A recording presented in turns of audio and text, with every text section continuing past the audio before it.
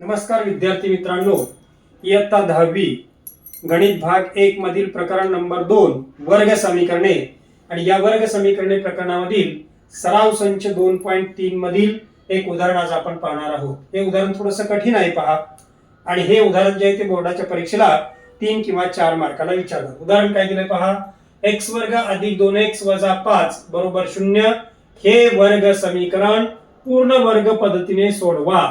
आपल्याला हे वर्ग समीकरण जे आहे ते पूर्ण वर्ग पद्धतीने सोडवायचं, म्हणजे या सूचनेचा वापर करायचा आहे।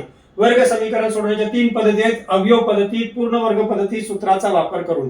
त्यातलं पूर्ण वर्ग पद्धतीने वर्ग समीकरण सोडवायचं आहे, म्हणजे इकडचा डावी बाजू जी आहे ते आपला वर्ग राशी पूर्ण वर्ग तयार करायची आहे।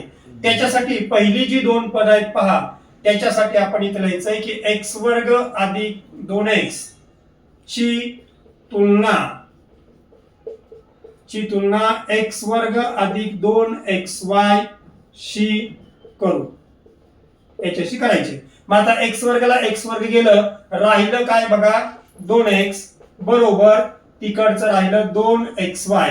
इथं 2 त्या बाजूला गेलं किंवा 2x ची बाजू बदलू आपण, म्हणून 2x आणि या 2x ची बाजू बदलली की गुणिलेचं भागिले होईल 2x बरोबर y, म्हणजे 2x चे 2x बरोबर y, 2x ने 2x ला भाग जाईल, 2x एक 2x 2x एक 2x, म्हणजे इथं मिळेल आपला 1 बरोबर y, म्हणून y बरोबर 1। आता याचा आपण वर्ग करू, y चा वर्ग येईल y वर्ग बरोबर 1 चा वर्ग येईल 1।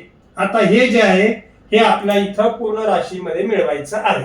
म्हणजेच काय बघा, आता पहिली 2 पद आहेत x वर्ग अधिक 2x अधिक 1 ही राशी जी आहे ती पूर्ण वर्ग आहे।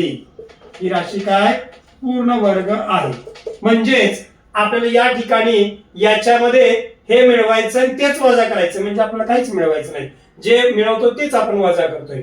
म्हणून x वर्ग अधिक 2x अधिक 1 वजा 1, म्हणजे जे मिळवलं तेच कमी केलं, आणि आपल्या समीकरणामध्ये स्थिर पद आहे वजा 5 बरोबर 0।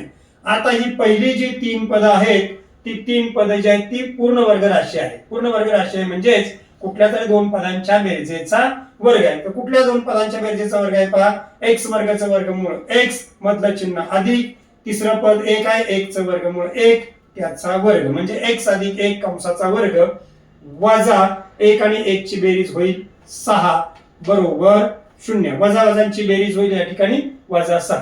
पुढची स्टेप, म्हणून कंसात x अधिक 1 कंसाचा वर्ग आहे तसंच वजा, आता 6 हा कुठल्याही संख्येचा पूर्ण संख्येचा वर्ग नाही, म्हणून आपल्याला त्याचं वर्गमूळ काढायचंय। मग 6 चं वर्गमूळ मिळेल आपला वर्गमुळात 6, वर्गमूळ मिळत नाही म्हणून ते मिळेल आपला वर्गमुळात 6 त्याचा वर्ग, म्हणजेच वर्गमुळात 6 चा वर्ग आहे 6।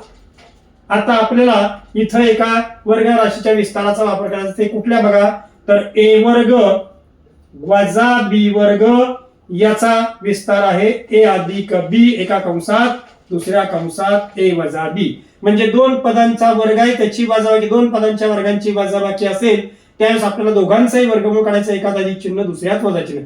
तसंच इथं पहा, पहिल्या पदाचा वर्ग दुसऱ्या पदाचा वर्ग मध्ये वजा चिन्ह, मग याचं वर्गमूळ काढायचंय, म्हणजेच आपल्याला वर्ग मांडायचा नाही। एका कंसात मिळेल x अधिक 1 हे अधिक वर्गमुळात 6, दुसऱ्या कंसात हेच मांडायचं x अधिक 1 आणि हे मात्र वजा वर्गमुळात 6 बरोबर 0। आता आपला x अधिक 1 अधिक वर्गमुळात 6 बरोबर 0, किंवा दुसरी किंमत x अधिक 1 वजा वर्गमुळात 6 बरोबर 0।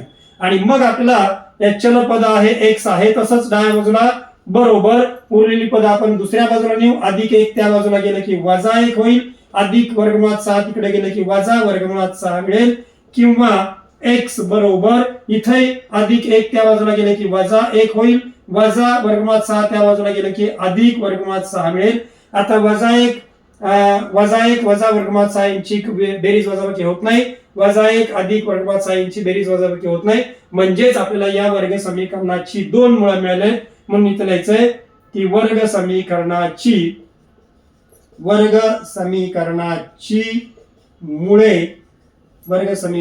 मुळे काय मिळाली विद्यार्थी मित्रांनो, वजा 1 वजा वर्गमुळात 6 व -1 अधिक वर्गमुळात 6 आहेत. धन्यवाद.